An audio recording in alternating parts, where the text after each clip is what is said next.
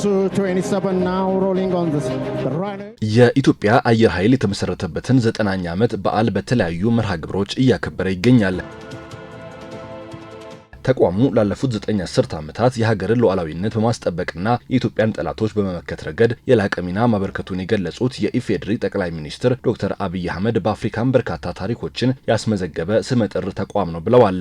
ላለፉት 9 አስርት ዓመታት የኢትዮጵያ አየር ኃይል በብዙ ከፍታ በብዙ ዝቅታ ውስጥ አልፏል። በብዙ ከፍታ ባለፈበት ዓመታት ጊዜዎች ውስጥ ለሀገር ኩራት፣ ለሀገር መከታ ኢትዮጵያን ለደፈሩ ሰዎች ሁነኛ መድኃኒት ሆኖ ከምስራቅ፣ ከሰሜን፣ ከደቡብ ኢትዮጵያን ለማጥቃት የሞከሩ ኃይላት ማሳፈር የቻለ ታላቅ ተቋም ነው። ከኢትዮጵያ በተጨማሪ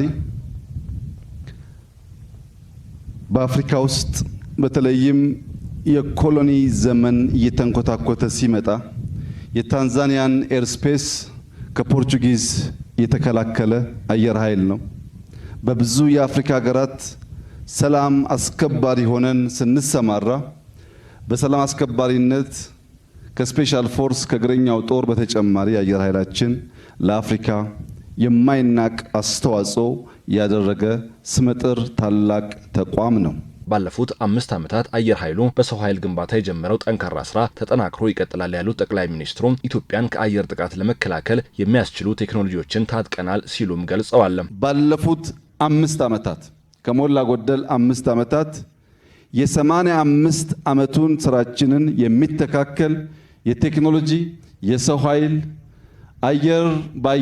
አየር በምድር ብቻ ሳይሆን ከአየር ጥቃት ኢትዮጵያን ለመከላከል የሚያስችል በርከት ያሉ ቴክኖሎጂዎች ለመታጠቅና ብቃታችንን ከፍ ለማድረግ ሰርተናል። በሚቀጥሉት 5 ዓመታት አሁን ያለንበትን የአየር ኃይል አቅም በእጥፍ ደረጃ ለማሳደግ የኢትዮጵያ መንግስት ግልጽ እቅድ፣ በጀት እና ምንጭ ለይቶ ከዋና ዋና አምራቾች ጋር በትብብር ስራ የጀመረ ሲሆን ዛሬ የአራተኛውን ትውልድ የመዋጋት ብቃት የገነባው አየር ኃይላችን በ2030 ወደ 5ኛው ትውልድ የሚሸጋገር በቁጥርም ከተዋጊ አንጻር አሁን ያለው በእጥፍ ቁጥር የምናሳድግ ይሆናል። ኢትዮጵያ ፈጣን በሆነ የእድገት ጉዞ ላይ ናት። ይህንን የእድገት ጉዞ ለማስቀጠል ጠንካራ የጸጥታ ኃይል ያስፈልገናል። ለዚህም ሁሉን አቀፍ ስራ እያከናወንን ነው ብለዋል ጠቅላይ ሚኒስትር ዶክተር አብይ አህመድ። ባለፈው ዓመት 9.2% እድገት አረጋግጠናል። በዚህ ዓመት ቢያንስ 10.3% እድገት እንደምናረጋግጥ የ6 ወር የሥራ አፈጻጸማችን ያመለክታል።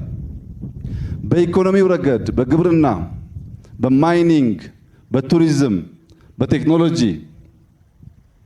በኢንዱስትሪ እየሰራን ያለነው ስራዎች በጠንካራ የጸጥታ ኃይል ካልተገነባ ዋጋ የለውም። በሰላም ውሎ ለማደር እያንዳንዱ በር በበቂ ሁኔታ መዘጋቱን ማረጋገጥ ያስፈልጋል። 9 መዝጋት 10ኛው ክፍት እስከሆነ በቂ አይደለም።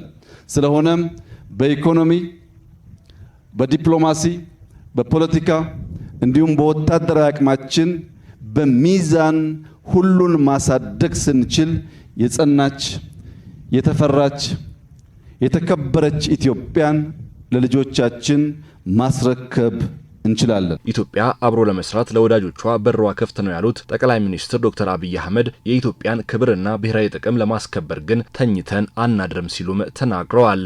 ኢትዮጵያ ለወዳጆቿ በሯን እየከፈተች በትብብር ለመስራት፣ አብሮ ለማደግ፣ ለመማማር ሰፊ ጥረት እያደረገች ትገኛለች። በዚያው ልክ ለጠላቶቻችን በራችን በቅጡ መዘጋቱን ማረጋገጥ ያስፈልጋል።